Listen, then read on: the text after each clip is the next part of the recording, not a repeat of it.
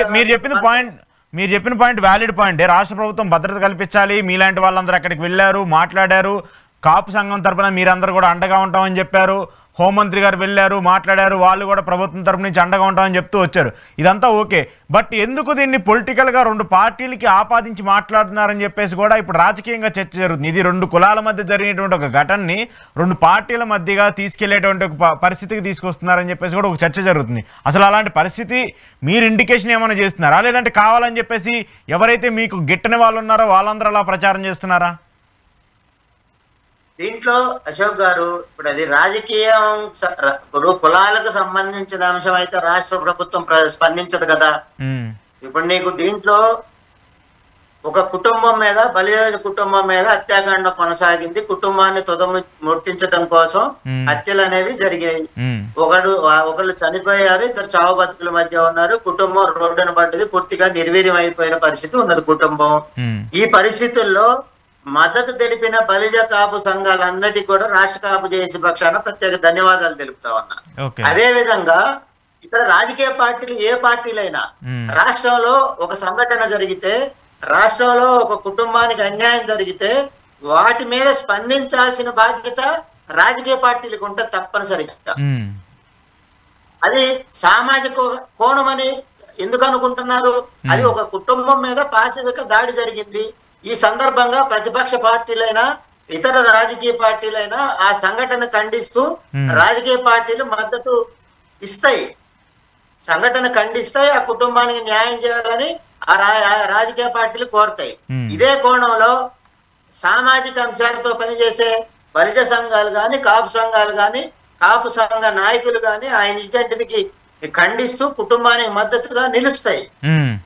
ఇప్పుడు మా కుటుంబంలో సభ్యుడికి మేము మద్దతు తెలిపితే దానికి సామాజిక అంశం ఏముంది?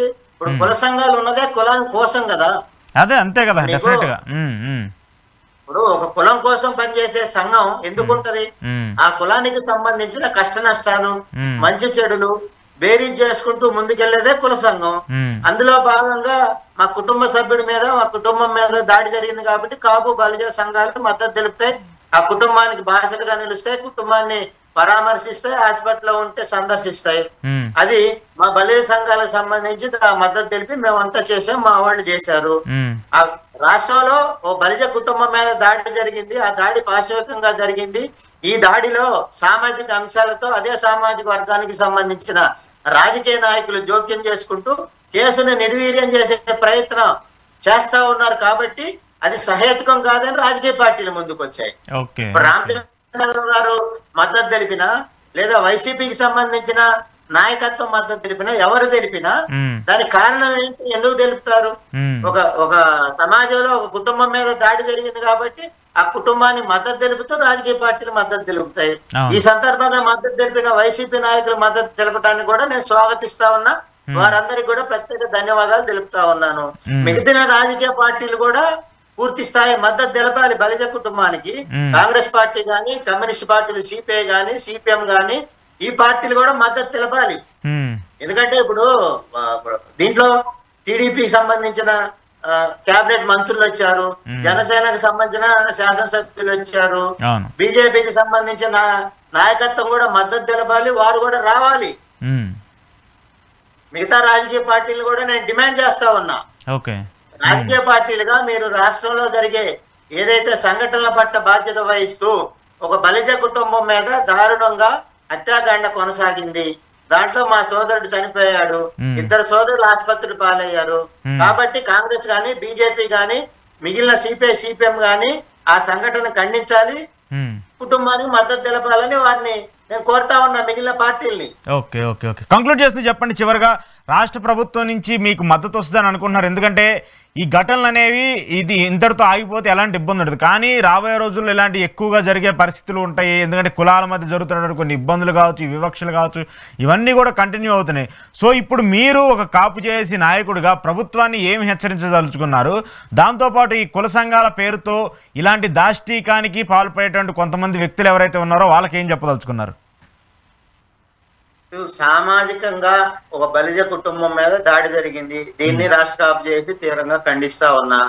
అదే విషయంలో రాష్ట్ర ప్రభుత్వం సుజాత గారికి, లక్ష్మీనాయుడు గారి సతీమణి సుజాత గారికి రాష్ట్ర ప్రభుత్వం ఉద్యోగం ఇవ్వాలని చెప్పి డిమాండ్ చేస్తా ఉన్నా. అదే విధంగా ఆ కుటుంబాన్ని ఆదుకుంటూ సుజాత గారికి 2 కోట్ల రూపాయల ఆర్థిక సహాయం చేయాలి. ఈ సంఘటనలో గాయాలు పాలైన ఇద్దరు సోదరులకు కూడా చెరి ₹1 కోటి తప్పనిసరిగా ఆర్థిక సహాయం చేయాలని చెప్పి డిమాండ్ చేస్తా ఉన్నా. వీటన్నింటికంటే ముఖ్యమైన అంశం, ఆ కేసులో వారికి ఏదైతే సంఘటన జరగడానికి, హత్యాకాండ జరగడానికి ప్రధానమైన కారకులు ఉన్నారో వారి మీద పూర్తి స్థాయి, ఈ హత్యకు సంబంధించిన పూర్తి స్థాయి విచారణ జరిపించి కుట్రదారులను వెంటనే అరెస్ట్ చేయాలి.